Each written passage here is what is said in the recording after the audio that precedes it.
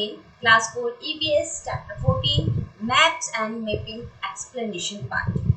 तो चलो बच्चों, आज इसे शुरू करते हैं. Let's start. Neighboring mapping. How do we show someone the way to our house? We usually refer to places like a hospital, post office, police station, school, water tank, shop or market that are nearest to our neighborhood or home. हम अपने घर का रास्ता किसी को कैसे show करते हैं? अधिकतर हम यही बताते हैं कि हमारे घर के पास हॉस्पिटल है, या किसी के घर के पास पोस्ट ऑफिस है, पुलिस स्टेशन है, या किसी के घर के पास स्कूल या कोई शॉप या मार्केट है. क्योंकि नॉर्मली हम किसी के घर बड़ी आसानी से तो पहुंच नहीं पाते और ना ही हमारे पास उसके मैप होता है, ना ही स्केच होता है. हम उसको ओरली ब्रीफ कर देते हैं कि आप इस चौक पे आओगे तो वहां से पोस्ट ऑफिस पड़ेगा या फिर हॉस्पिटल पड़ेगा या फिर एक बड़ा सा स्कूल है, उसके जस्ट पीछे मेरा घर है. कुछ इस टाइप से हम अपने फ्रेंड्स को एक्सप्लेन करते हैं और फिर वो जैसे तैसे समझकर हमारे घर पहुंच जाते हैं, है ना. These buildings or any natural features like a people tree etc that help someone in locating a particular place are known as landmarks. ये सारी चीजें लैंडमार्क्स ही कहलाती हैं. कई लोग तो ये भी बोलते हैं कि अरे पीपल का पेड़ है मेरे घर के पास में, वहीं पे मेरा घर है. ठीक है, तो these all the things are called a landmark. There are other direction word like left, right, back, front, stack, etc. और एक अलग चीज भी हम बोलते हैं, डायरेक्शंस को ले लेते हैं, है ना. कुछ ऐसे डायरेक्शन वर्ड हैं जैसे कि अरे वो जो मंदिर है ना, मंदिर के लेफ्ट साइड में मेरा घर है, या फिर वो जो पीपल ट्री है उसके फ्रंट में, उसके पीछे में. इस टाइप का हम उनको इंडिकेशन दे देते हैं. That help us point out the direction in which we need to move to reach our destination. ये सारी चीजें हम समझ के अपने डेस्टिनेशन पे पहुंच जाते हैं. आखिर हमें जाना कहाँ है और हमें वो जगह मिल जाती है. We already learned about maps and sketch. हम पहले भी मैप और स्केच के बारे में पढ़ चुके हैं, हालांकि हम जानते भी हैं. Sketches are rough drawing of smaller areas. Sketch एक rough drawing रहती है, छोटे एरिया के लिए होती है, like a neighborhood and do not show the exact measurement. जैसे कि आपको पड़ोस में कहीं जाना, उसके लिए हल्का सा स्केच कई बार हम तैयार करके दे देते हैं. ठीक है, इसका कोई एग्जैक्ट मेजरमेंट नहीं होता है. They do show the main landmark in the neighborhood. वो सिर्फ हमको पड़ोस के लैंडमार्क तक पहुंचाने का काम करते हैं या हमें वो चीज को दिखाते हैं.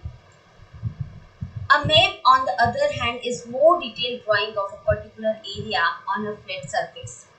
और अब दूसरी साइड अगर हम मैप को लेते हैं तो मैप में ऐसी डिटेल ड्राइंग रहती है हमें पर्टिकुलर एरिया में पहुंचने के लिए. The area shown can be smaller like a neighborhood, city or village, or larger areas like a country or a continent or the entire world. Map छोटी जगह की भी हो सकते हैं, सिटी, विलेज या कोई कंट्री, कॉन्टिनेंट एरिया. हम इन सब चीज़ों के मैप देख चुके हैं, हालांकि हमें समझ में नहीं आते हैं, लेकिन यदि हम उसको डिटेल पढ़ने की कोशिश करेंगे तो उनके कुछ इंडिकेशन से हम उसको समझ पाएंगे, क्योंकि अभी आप लोग काफ़ी छोटे हो. They do use measurements to indicate actual distance between places shown on map. और मैप में जो प्लेस शो होता है वो एक्चुअल जो उनका डिस्टेंस है वो हमें वो सारी चीजें मेजरमेंट करी हुई बताता है और दिखाता है. Reading a map. As maps contain a lot of details, it is not an easy task reading them accurately. Map में इतने कंटेंट रहते हैं डिटेल से कि हमारे लिए बड़ा इजी नहीं होता पढ़ना कि एक्यूरेटली हम उसको समझ लें. हमसे भी गलती हो सकती है, जैसे कि हम बड़े हैं, हम टीचर्स हैं, तो हम भी गलत थोड़ा बहुत हो जाते हैं. Maps have a number of elements which help us read them correctly. और मैप में इतने सारे एलिमेंट्स रहते हैं कि वो हमको करेक्ट पढ़ने में हमारी मदद करते हैं. Okay, title and directions.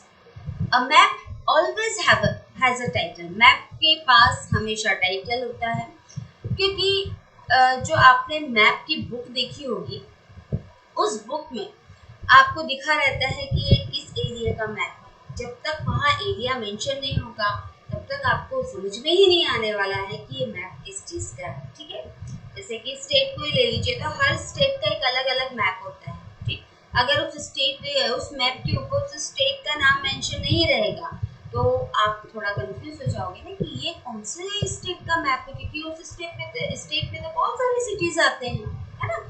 इसीलिए बोलते हैं कि मैप के एक टाइटल होता है। Directions are used to show position of places on a map.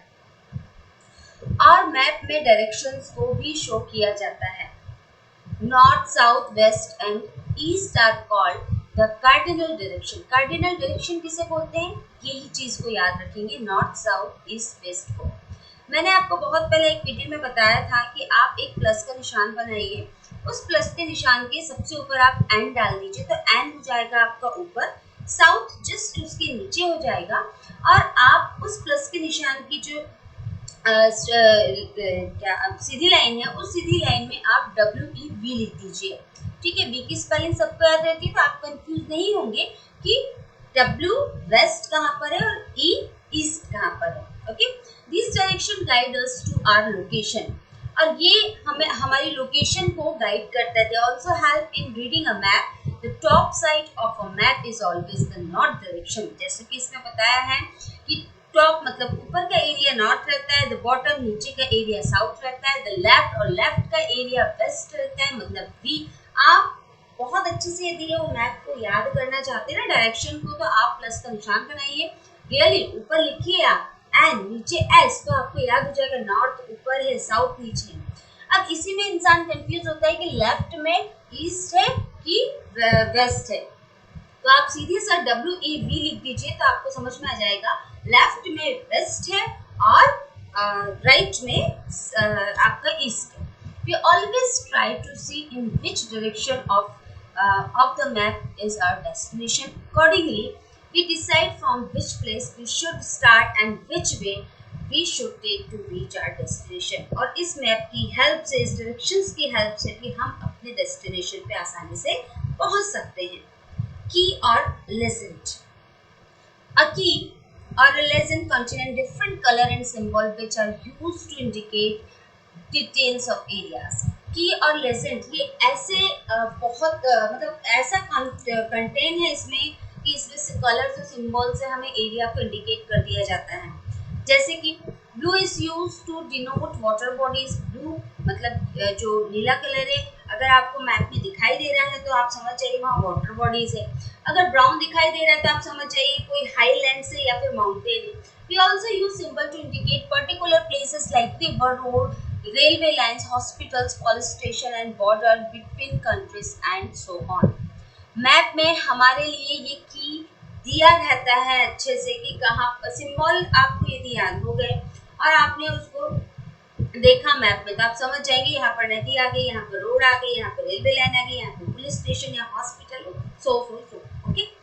Next है आपका scale. The scale represents a relation between the distance shown on the map to the actual distance on the ground. Scale में क्या होता है, हम actual distance को mention करते हैं कि कितनी दूरी पर वो एरिया है, वो हमें ये रिप्रेजेंट करती है। The distance in kilometer on the ground is shown in centimetres on the scale. आपने देखा होगा आपके स्केल पे सेंटीमीटर की कॉलम्स रहते हैं, तो ये सेंटीमीटर और किलोमीटर ये कैसे शो होता है भाई, देखिए आप। The scale is shown on the map in the form of a line. For example, if a scale shows 1:1, it means that 1 centimeter on the map is equal to 1 kilometer on the ground. अगर वहां पर 1:1 है, इसका मतलब है 1 centimetre यदि map में है तो आप समझ जाइए कि 1 किलोमीटर वो आपका ग्राउंड पे है ना। नेक्स्ट है technology and mapping. Nowadays we have made mapping system better with the help of modern technology. We can have mobile application that show real time mapping and direction to locate a place. ये तो बहुत easy है, आजकल छोटे बच्चे समझने लगे हैं, मोबाइल को बड़े अच्छे से ऑपरेट कर लेते हैं, हमारी मॉडर्न टेक्नोलॉजी है। और इसमें तो जीपीएस को हर बच्चा जानता है ना। We also use global positioning system GPS to navigate to unknown and remote destination. GPS is a network of satellite linked computer system that tracks and calculates exact distance and reproduces them on digital map, है ना। तो GPS यदि हमने mobile में download कर लिया और हमें जाना है फॉर एग्जांपल रायपुर से ग्वालियर, तो आप जीपीएस डाउनलोड कर लीजिए। जीपीएस में आपके जो फादर है वो कार ड्राइव करेंगे और आप बताते जाइए कि आपको कहाँ जाना है, कौन से हाईवे को पकड़ना है, तो ये सारी चीज़ें जीपीएस हमें बता देता है। तो ये जो हमारी मॉडर्न टेक्नोलॉजी है बड़ी हेल्प करती है हमको विदाउट मैप पकड़े मोबाइल पकड़ के ले जाने में, है ना। पहले के लोग देखे नहीं कई पिक्चर्स में वो कागज पकड़ते थे, फोल्डेड रहता था, उसमें मैप रहता था, अरे यहाँ से यहाँ जाना है, अब इधर मुड़ना है, नदी आएगी, ऐसा लिखा रहता था। लेकिन आज आपको जीपीएस सिस्टम अवेलेबल करा दिया गया है मॉडर्न टेक्नोलॉजी के थ्रू, तो इसमें आप आराम से समझ जाएंगे कि आपको किस वे पर जाना है, ठीक है। ओके स्टूडेंट्स, मेरा ये एक्सप्लेनेशन पार्ट यहीं पर ओवर होता है। इस एक्सप्लेनेशन को आप अच्छे से देखिए, समझिए। आई होप आपको पसंद आया होगा। मेरा वीडियो देखने के लिए thank you so much. Take care, bye.